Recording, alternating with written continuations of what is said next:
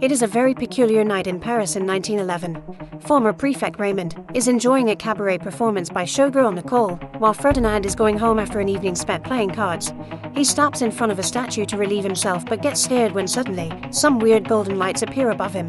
This is an optical illusion caused by Professor Joseph, an expert on ancient Egypt who has developed telepathic techniques after lots of research. By using these powers from his home, he manages to hatch a 136-million-year-old dinosaur egg at the museum, from which a pterosaur comes out. The two of them end up having a psychic connection, so for the first few minutes, every move by the pterosaur is copied by Joseph too. Then the pterosaur flies out of the museum through the ceiling to fly above Paris, and all this could have been seen by Inspector Albert if he hadn't fallen asleep. Then, Raymond takes Nicole with him in his car to spend time together, which is suddenly attacked by the pterosaur, causing it to fall into the river. Ferdinand witnesses the whole deal, and Albert is woken up to take care of this emergency. Meanwhile, André, a young scientist that works as an assistant at the Jardin des Plantes, is trying to write another letter to his crush, famous writer and journalist Adèle, who he met during a book signing. Adèle is not currently in Paris. Her publisher sent her to Peru, but Adèle always does whatever she wants, and ends up going to Egypt instead. There, she hires a group of local men to help her find the tomb of Ramses the Great, unaware that one of them runs from the area to snitch on her. Once they get inside the tomb, they put the pieces of an ancient parchment together for Adèle can decipher to find the secret door. A black goo made of oil comes out of this door, so when the men turn against Adèle because they want the treasure for themselves, Adèle doesn't mind stepping back. She knows the goo is a trap, and only a few seconds pass before one of the men ends up on fire. The group admits they need Adèle's guidance, and after she figures out another one of the puzzles, they finally find the room with the mummy and the treasure. What Adèle is looking for is not Ramses himself but his personal doctor, and she gets to open the sarcophagus while two of the men are punished for their attempt at stealing gold. One is chopped by the necklaces he puts on, and the other falls through a hole that suddenly appears on the ground.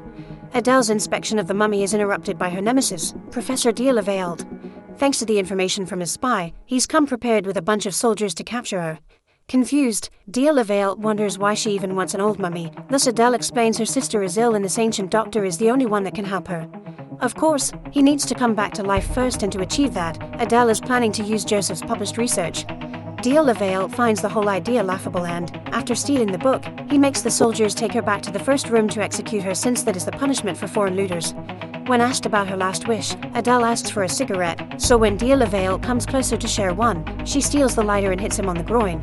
Then, she pushes de la Veilde into the mummy wrapping machine and runs into the goo tunnel, dropping the lighter to start a fire behind her which stops the soldiers from following her.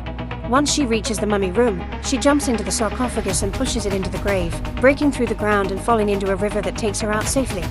Now she can row her way back to the city while the men free de la Veilde, who swears revenge. Back in Paris, the police are interrogating Ferdinand, but they don't believe him when he says he saw a dinosaur and that the former prefect could have an affair with a showgirl.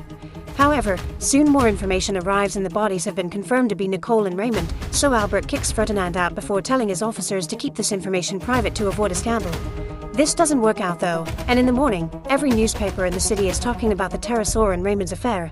The president hears about this as well and quickly sends orders to his cabinet to take care of the mess to avoid panic in the population, choosing to pretend not to have seen the pterosaur flying by his window. He wants the results by the end of the week, but each politician that receives the order passes it to another man on a rank below until it reaches Albert, who is given only 24 hours. In the meantime, André visits his friend Professor Menard at the museum and finds the broken egg, quickly guessing it was hatched from the inside. Albert comes over as well, but he is incredibly dull-witted and doesn't put two and two together. To get him off his back, Menard sends him to see Joseph, who specializes in the era the pterosaur is from. Speaking of Joseph, he's charmed the pterosaur with raw meat and is now hiding it in his apartment. When Albert and the cops arrive, the dinosaur stays behind a curtain while Joseph tells the officers everything he knows about pterosaurs. Albert steals Joseph's breakfast and takes a bite from a hard egg. This angers the pterosaur and causes it to thrash the apartment before flying out. As a result, Joseph gets arrested. Back to Adèle, she arrives in Paris with the mummy and takes it to her apartment after lying to her editor, saying she did visit Peru and the box contains a huge pipe. Once she gets home, she quickly dismisses the nurse that has been taking care of her sister, and ignores all the letters André has sent her because they can be her reading material during bath time. Then she checks on her sister Agathe, who is comatose in bed with a hat pin through her head. She promises to heal her soon, but since she has lost the book, she'll have to find Joseph so he can do the ritual himself. On her way out, she bumps into André, who has brought another letter. Adèle adds it to the pile on the table and that's when she finally sees the newspaper saying that Joseph will be sent to the guillotine. André tells her what prison Joseph is in, and Adèle rushes there disguised as his lawyer. Joseph explains he can't use his telepathic technique to escape because he's using all his power to control the dinosaur and stop it from killing again, so Adèle will have to find another method to get him out. Sadly, at that moment the real lawyer arrives, and Adèle is kicked out, forcing her to try many different costumes with the hope to reach Joseph again. First, she pretends to be the cook and hides the real cook's badge inside Joseph's plate, but of course, the real cook tells the officers of the theft, and the plan is busted. Next, she tries a nun and a nurse, but both times she's discovered as well. The disguise that finally works as a guard, but by the time she makes it to Joseph's cell, it's too late. He's been transferred to get him ready for the execution. Meanwhile, Albert welcomes Justin, a famous big game hunter that has been hired to hunt the pterosaur, and he plans to start by studying the creature's behavior. For this, they go to the Eiffel Tower, but all they achieve is getting pooped on by the dinosaur. Justin recognizes the excrement is made of mutton, which means their next stops are every place in the city with sheep in it, from farms to the Jardin des Plantes. The next morning, Adèle goes to see the president, who remembers her fondly because of an old interview they had together. Adèle points out he has always been against the death penalty and asks him to pardon Joseph, but the president only tells her he'll think about it. Their conversation is interrupted by the pterosaur, who is flying down, so Adèle tackles the president to the ground and the dinosaur kidnaps the dog instead. The guards see this as an attack on the president and kick Adèle out. In the Jardin des Plantes, Albert and Justin are dressed up as sheep, waiting for the pterosaur to show up. The one that finds it, however, is André, who did some research and shows Menard the results. He has put some pieces of the eggshell and a bunch of meat in a quiet place, and the pterosaur has come with a dog, thinking it is its nest. Back to Adèle, she tries to explain to the police that Joseph is the only one that can control the pterosaur, but they don't believe her and kick her out as well. She returns home and, after apologizing to her sister, she takes a bath and finally reads André's letters, finding the answers she's been looking for. Adèle rushes to see André, thanking him with a kiss for his genius, and makes him take her to the dinosaur nest. There, she befriends the pterosaur by singing to it and gifting it a feather scarf. Once the creature allows her to come closer, Adèle climbs on it and tames it into giving her a ride. The pterosaur flies Adèle to the local prison and uses its claws to snatch Joseph out of the guillotine, causing the executioner to lose his head instead. While they fly back to the nest, they are seen by Justin, who rushes after them while Albert stays behind sleeping. Joseph gets to reunite with his old friend Menard, but this sweet moment is interrupted by Justin, who shoots the pterosaur and causes Joseph to get hurt as well because of their psychic connection. Furious, Menard steals the hunter's weapon and chases him through the park for having gotten in the way of science. Joseph doesn't have much time left because if the pterosaur dies, so does he, and they can't exactly take a dinosaur to the vet.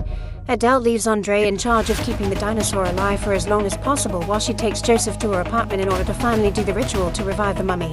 Using Adèle's antique collection to create a summoning circle, Joseph employs all that is left of his telepathic powers to bring the mummy back to life, but he and the pterosaur lose their lives in the process. The ritual works and the mummy, called Patmosis, begins talking and moving. He is thankful for having been brought back, but he's afraid he is bad news. He is a doctor in physics, not medicine, which means he can't help Agathe. He's still curious about what happened to her though, so Adèle tells him the whole story. Agathe and Adèle have always been very competitive and had never played serious tennis matches together, only friendlies. One day, they couldn't keep in their fire any longer and their match became quite aggressive. Adèle strikes the ball extra hard, hitting Adèle and causing her to fall on top of the hat pin and pierce her head. Since then, Agathe has been comatose, and removing the pin would kill her. Patmosis truly regrets not being able to help and wishes he could have met Joseph, whose abilities were so strong that he probably awoke the dead in a radius of 2 kilometers. Remembering an ad in the newspaper about a mummy exhibition in the Louvre, Adèle gets an idea. She puts Agathe in a wheelchair and dresses Patmosis in a suit before leaving the house, which allows Patmosis to approach Ferdinand and give him a spook. The group goes to the museum and gets inside after Patmosis uses his own powers to open the lock and put all the guards to sleep. In the exhibition, they begin opening all the sarcophagus to find Ramses' doctor. Now all the servant mummies are free, they release Pharaoh Ramses as well, and he accepts to help Agathe thanks for having been revived. The pharaoh's actual doctor removes the hat pin and prepares a salve with Ramses' entrails to cover the hole. Then Ramses kisses Agathe not because it's necessary but because it is tradition. Afterward, Ramses takes all his servants with him to tour the city while Agathe wakes up. The sisters finally reunite, and Ramses decides the Louvre needs a pyramid outside. The sight of the mummies makes Ferdinand pass out again and reaches the newspapers the next morning. While the president calls Albert to take care of this new threat, André tries to visit Adèle but finds Agathe. Seeing as Adèle won't come back for a few weeks, André gives the flowers to Agathe instead, and the two of them end up having tea together. Meanwhile, Adèle is boarding a ship to finally have a holiday while Diolevael secretly sends some of his men after her. Their future is uncertain because the ship they are boarding turns out to be the Titanic. In the Jardin des Plantes, Menard continues to chase after Justin, only to get arrested by Albert and his officers. Justin's relief is short-lived, however, because a pair of gorillas have their eyes on him.